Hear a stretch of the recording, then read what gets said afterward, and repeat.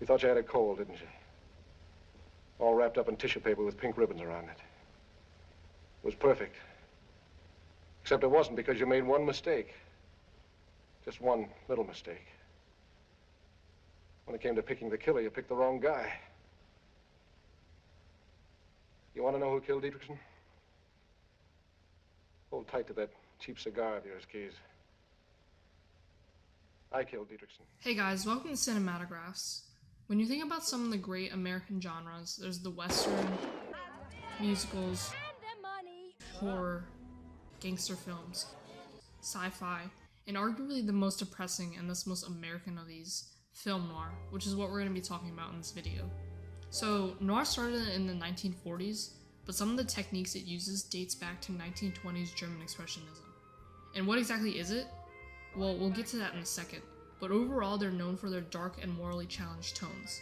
The fact that it emerged during the Second World War had a lot of bearing on those themes. And although film noir is a French term, it actually refers to an American Hollywood type of film.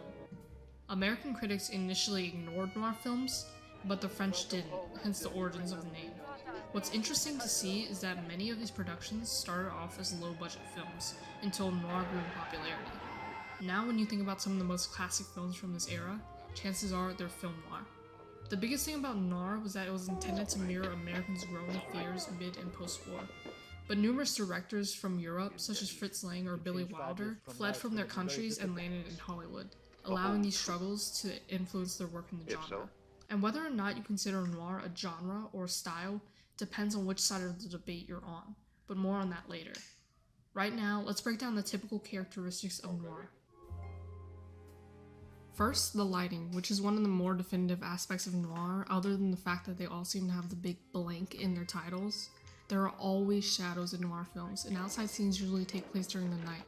Noir uses chiaroscuro, a lighting technique that creates and juxtaposes specific light and dark parts in the frame.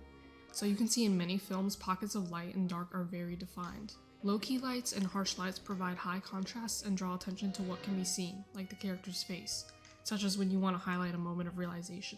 A lot of times, half of a person's face will be lit while the other half is left untouched. This is only going to play on the feelings of mystery and hopelessness. Some films also use fog for similar reasons, but this could have been seen as a way for production to mask any mistakes in the set, because again, low budget. These shadows are placing emphasis on what isn't known as much as what is. You're looking at what is clear in the frame, but you're also wondering what's behind them. It keeps viewers on their toes, and it adds a lot of suspense tonally. And on a little added bonus related to cinematography, you can also see the frequent use of Dutch tilts to pair with that dramatic look so special to noir. Second, the setting. Most noirs take place in America's biggest cities, like New York or Los Angeles. In the films, these locations were portrayed as slummy. There were dirty alleys, apartment buildings, streets, you name it. And considering the films were actually shot in these places, in these cities, and not on built sets, there was a sense of realism in the film that also contributed to the overall cynical feel of noir. And then there's also the characters, with distinct roles between men and women. The protagonist is male and usually an anti-hero. In most films, this comes in the form of a tough-to-crack, morally gray detective or a private investigator. He has weaknesses, but he isn't weak, and in society, he's an outsider. By the end of the story, he's suffered quite a lot, and more than likely doesn't see happiness in his future.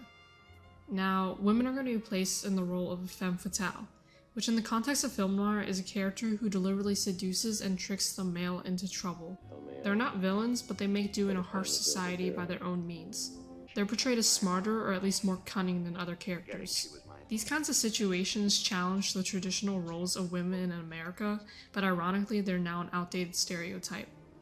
And I mean all of this in regards to the two main male and female characters, but generally the other characters won't be very morally righteous either.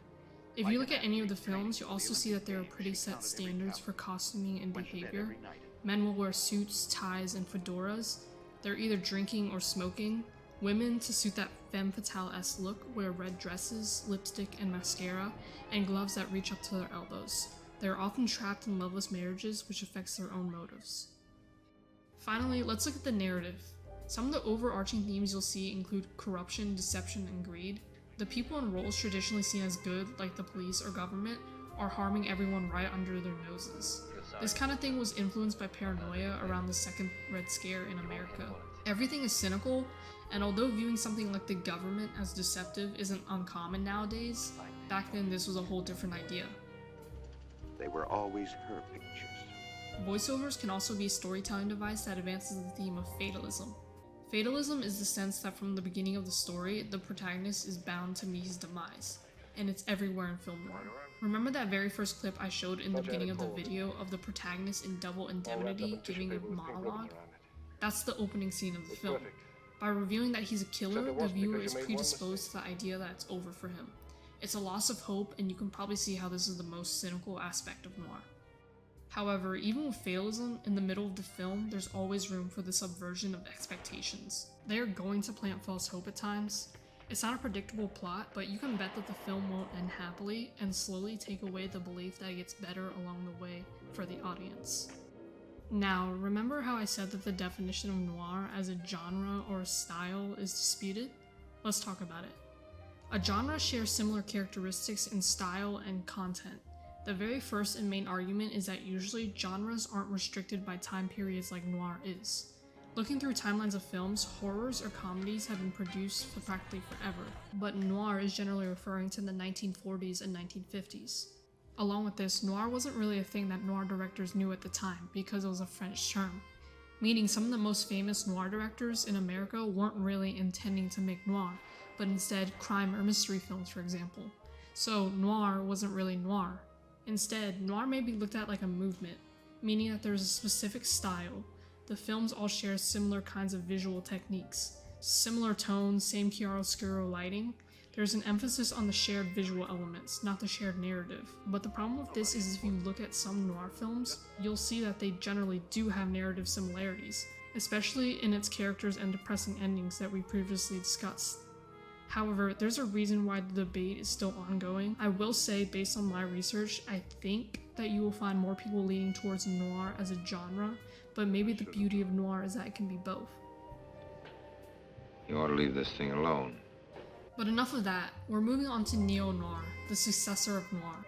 Noir is said to have ended or peaked with Orson Welles' 1958 film Touch of Evil, simply because film historians believe that not much more can be done with the genre. But then Neo-Noir came to the fray, a new genre with pretty much the same characteristics as noir, except it adds more of a modern sensibility to fit with the changing times. There were less restrictions on film production in terms of displaying violence and sexuality, so it goes even darker in the narrative. The cinematography is more advanced just because of better technology. It's more versatile, so you'll see noir combined with other genres like tech noir, which includes science fiction. It's also in color, and most film noirs were shot in black and white. Some popular neo-noir films include Reservoir Dogs, Chinatown, and both Blade Runners. There's no one consensus about when films shifted from noir and into neo-noir, but generally we're looking at around the early 70s rolling into the present. The term itself was coined in the late 70s, early 80s, which is why there's less indecision about whether or not it qualifies as a genre. Still, some people argue not to see neo-noir as its own genre, but just a continuation of noir. All those moments will be lost in time, like tears in rain. So there you go, noir in about 9 minutes. This is by no means everything about noir, but hopefully this covered a lot of the bases behind it. If you made it this far, thank you for watching, and I'll see you in the next video. Maybe I'll live so long that I'll forget her. Maybe I'll die trying.